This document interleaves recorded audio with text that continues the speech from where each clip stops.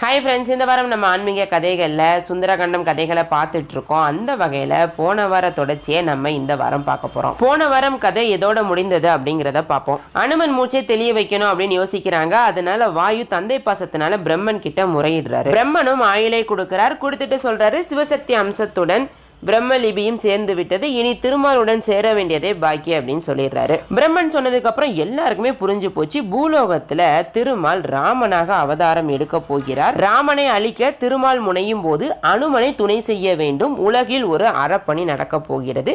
இதில் நம்ம பங்கும் சேர வேண்டும் அப்படின்னு நினைச்ச தேவர்கள் எல்லாருமே அவங்களுக்குரிய சிறப்புகளை வரமா வாரி வழங்குறாங்க. இப்ப இதோட தொடர்ச்சியை நம்ம பார்க்கலாம் வாங்க. சீதை இலங்கைக்கு கடத்தப்பட்டாங்க அப்படிங்கிறது தெரிஞ்சு போச்சு.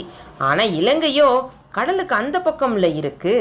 இது தெரிஞ்சதும் எல்லாருக்கும் மாற்றி மாற்றி நிறைய கேள்விகள் அவங்களுக்குள்ளேயே வருது. யாரால் கடலை கடக்க முடியும்?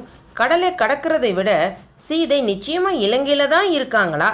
கழுகரசன் ஜடாயு சொல்கிறது பொய்யா இருக்க வாய்ப்பில்லை. சம்பாதியும் யூகத்தில் பேசுகிற ஆள் இல்லை. இருந்தாலுமே சீதையை ராவணன் இலங்கையில் தான் வச்சிருக்காரு அப்படிங்கிறதுக்கு என்ன உத்தரவாதம்?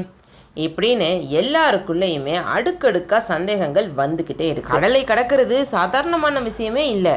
இதை கேட்டதுக்கப்புறம் எல்லாருக்குமே அப்படியே மலைப்பாக இருக்குது. ஆனால் ஜாம்பவான் மட்டும் அதில் தெளிவாக இருந்தார். ஏன்னா அவருக்கு தான் அனுமனை பற்றி ஆதி முதல் அந்தம் வரை தெரிஞ்சவராச்சே. ஆனால் அவருக்கு ஒரே ஒரு கேள்வி தான். குறிப்பாக சீதை இருக்கிற இடம் தெரிஞ்சதுக்கு அப்புறமும் கூட அனுமன் நான் புறப்படுறேன் அப்படின்னு ஏன் முன்னாடி வரலை அப்படிங்கிறத யோசிச்சுட்டு இருக்காரு. எல்லாமே அந்த வனத்து ரிஷிகள் கொடுத்த சாபம் தான் காரணம். அறியாத வயசில் அடுத்தடுத்து அவருக்கு கிடைச்ச சக்திகள் தான் காரணம்.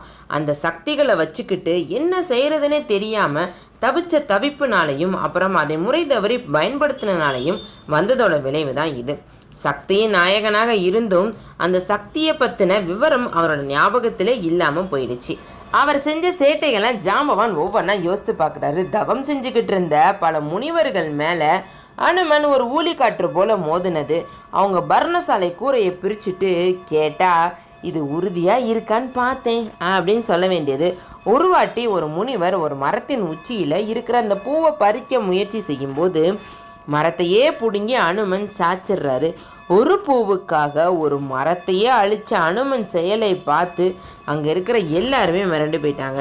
மொத்தத்தில் அனுமனோட குறும்பால் தவரிஷிகளுக்கு ஏற்பட்ட மன உளைச்சலுக்கு ஒரு அளவே கிடையாது. இதையெல்லாம் நீ செய்யலை, உன் சக்தி தான் செய்து அப்படின்னு ஜாம்பவான் யோசிக்கிறாரு.